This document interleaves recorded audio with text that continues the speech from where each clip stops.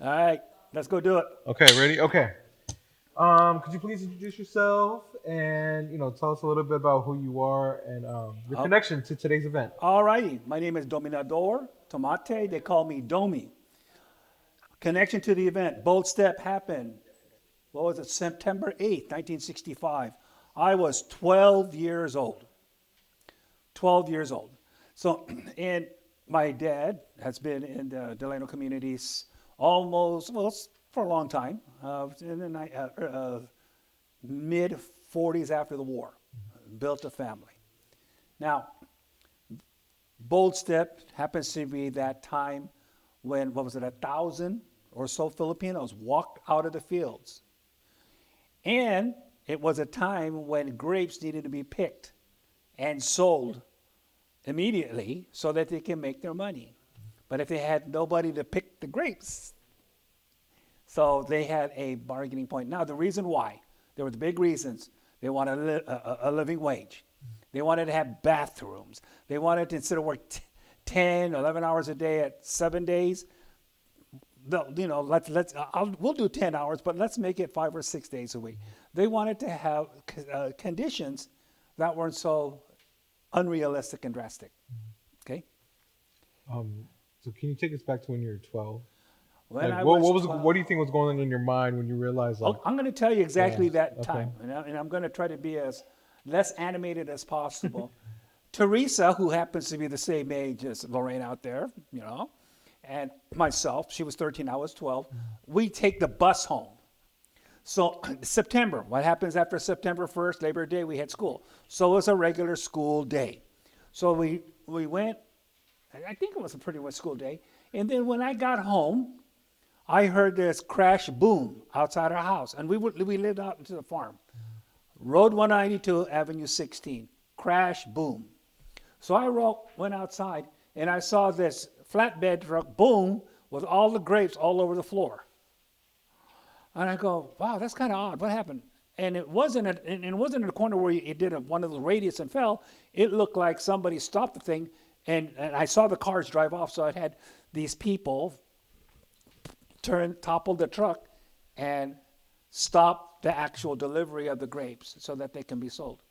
And then my dad comes home, and I said, "Yeah, what's going on?" And he goes, "Well, I didn't say that," but he goes, "Trouble, trouble." And that's when I learned that they had some civil unrest as a result that became the bold step that Filipinos took to begin the, uh, the Filipino farm labor strike. Now, before that, because I was 12 years old, I didn't know anything. All I barely knew, I just went to school and stuff like that. I later realized that this was an organizing committee of what we call activist Filipinos that got involved in it. My dad was not an activist. Filipinos, as Lorraine was saying, we were kind of like, we were conservative. We didn't want to rock the boat. We just wanted to live our lives. But this was a thing where actually Filipinos took the next level, which we weren't used to. And it goes, well, bahala na, you started, okay, let's finish it. Okay. Where from the Philippines is your family from? And My when did they Okay, come? my dad's from the southern Philippines, not Mindanao, but right above called Visayas, and so is my mom. So you can say Leyte and Tacloban area. They spoke a Visayan language, which is a different dialect than Tagalog or Ilocano. So a lot of Filipinos in Delano men were Ilocano. Their wives were Visayan.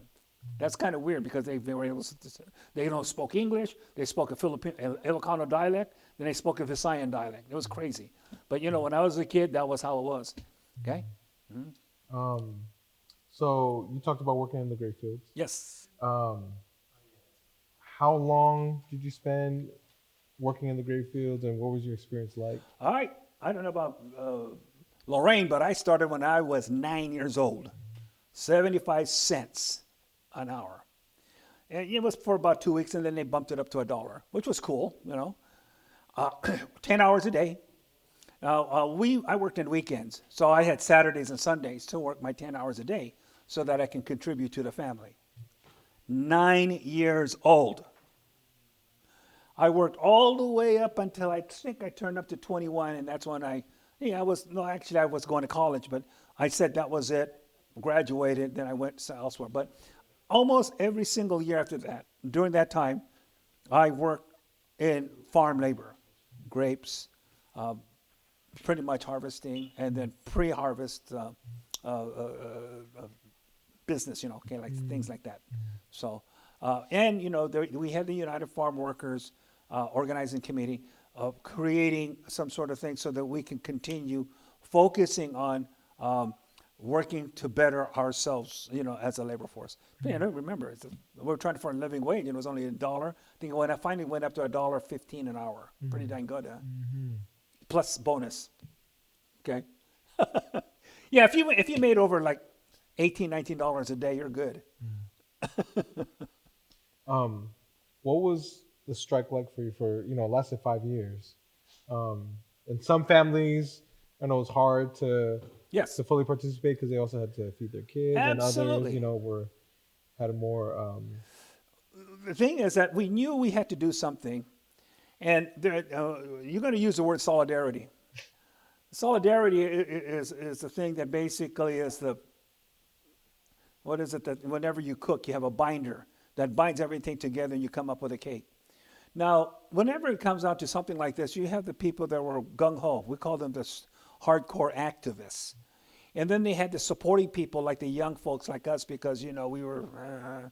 And then they had the people, remember, way back when Filipinos were conservative, didn't want to rock the boat. Then all of a sudden they had to change their culture. And it was very hard for them to do that. But they knew that being Filipino and was what we did, and to work with the Mexicans in the community, we had to work as a group. And some of them were able to support it easier than others. Um, in my time, it was kind of like back and forth, and I can't really tell you exactly what happened, but I did work in a farm where we did sign the contract. Okay. so speaking about solidarity, what is that? What else? What other meaning does it have for you, especially in the context of, when the Filipino farm workers and Mexican farm workers came together? Well, first of all, there's another group. There was also the mestizos, where they had, dad was Filipino and the mother was either Mexican, Native American, African American, or white. And there was a huge community of mestizos in Delano before my families came in, which we were both parents were both from the Philippines. And then, so one of the things you have to understand when we grew up, and I'm gonna, Lorraine's gonna say the same downside thing. It didn't matter. We may have this, your dad and my dad and all that, but we were all growing up together, and we grew up together knowing each other, and we grew up, I would consider pretty normal. Okay. Okay. So I didn't have any. We had no problems. We had no problems. Okay. So as you can see, I'm dressed up as a farm laborer. Okay. Yeah, can you talk a little bit Yeah, about? yeah, yeah. Yeah. Just have my gunting. This is what we used to pick the grapes. Then we clean the grapes. We let it click. And then pre-harvest, we had to clip the leaves around the grapes so that they can have. And if they had a bunch of bunches, you had to break it up so that if you had too many bunches together, then it would you would have mildew. But if you open some up and you had them then they would produce very healthy, tasty fruit. So that was called thinning. Then they called leafing, and that was pre-harvest. And then they open the vines, and then when you pick, you'll see the grapes just lined up and just kick, kick, kick.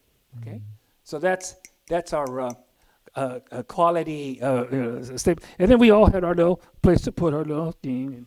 See, there we go. We wore long sleeve shirts so that we don't get sunburn, and then we don't get bit by all the doggone things. And we wore our hats. If you'll notice, I have a thin rim. In that time, we didn't wear baseball caps or big sombreros because we had to climb under the canopy. And if we had it, would pop off. So we had to find it with small rims at that time. So that's, because what's up with that? Okay, well, that's a story. Okay. Nice. Okay. Other question I had was, you talked about shifting culture, Uh-huh. right? And that when Filipinos came to Delano at first, tend to be more conservative, then there was a shift. What do you think? Why why did that shift happen? Well, the shift happens because there was a group that were activists. They wanted change, whereas the what we call the Bahala people just they leave things alone. Never mind, just do it, and then we'll find a way of creating our own opportunities.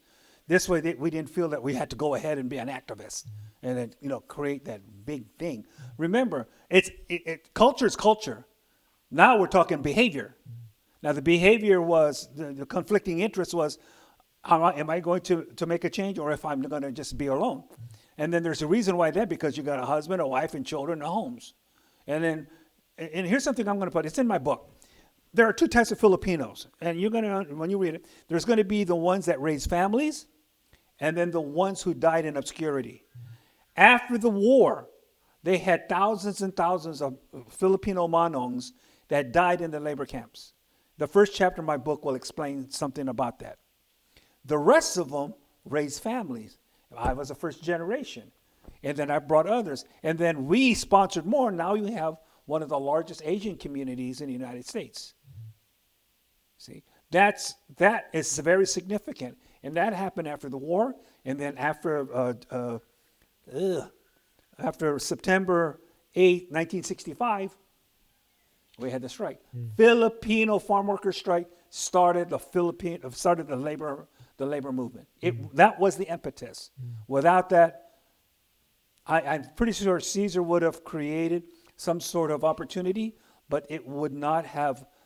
It wasn't the match that lit the fire. It was the one that lit the fire was Larry Itliong, Pete Velasco, Andy Umutan, Benny Gines, and Philip Veracruz. When you talk about culture, one of the things that comes to mind is how I kind of see you as someone who also contributes to shifting culture. So can you talk about, like for instance, Philippine Weekend, right? Being a part of the crew that did that and created that kind of culture. The clubs, right? The Filipino clubs, when you went, 1 year at CHUB and then you went to, was it SLO? Yeah, Cal Poly. Cal Poly?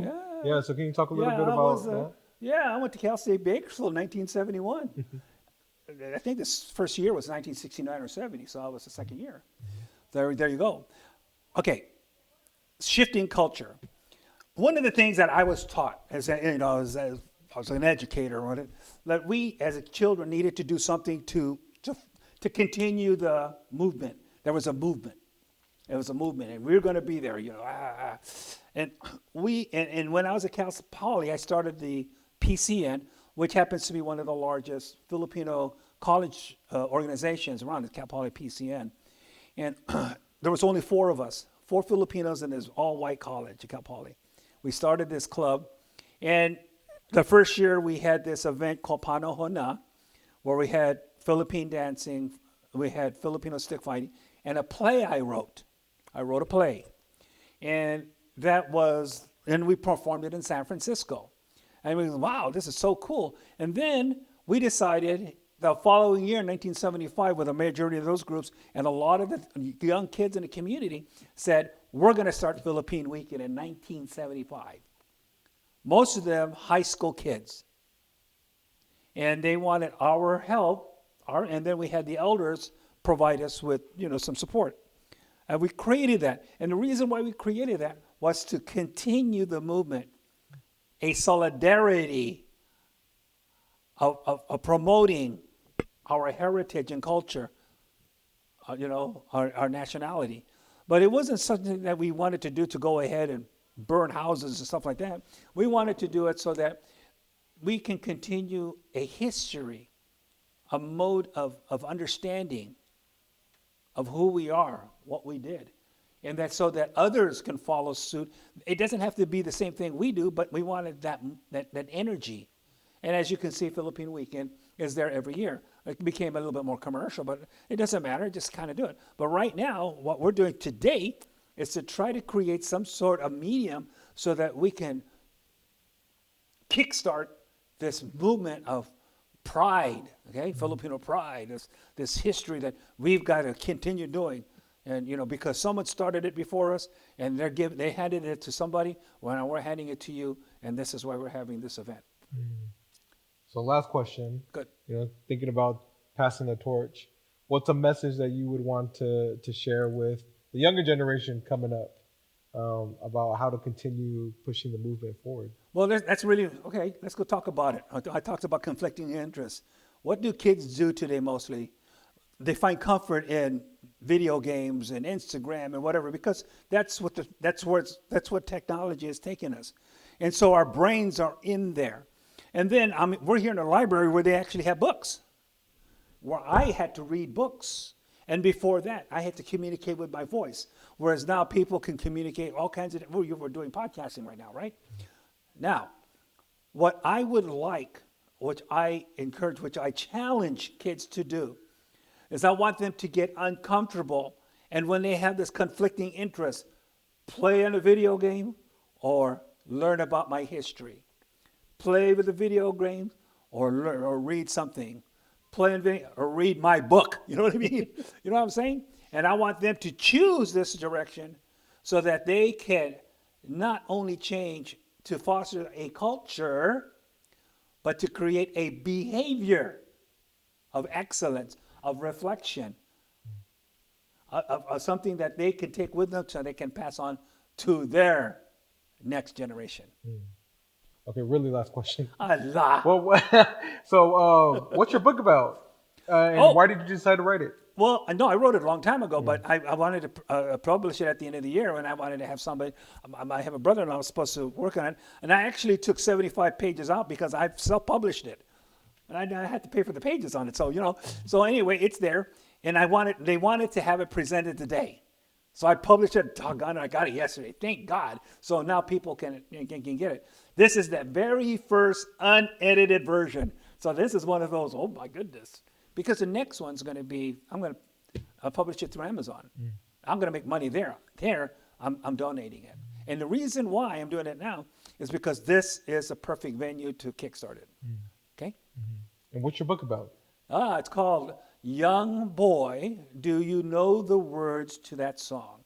And it's basically, and it's the first chapter, and I'm going to read it in the speech today. It's about an old Filipino man who never got married, but he was a romantic.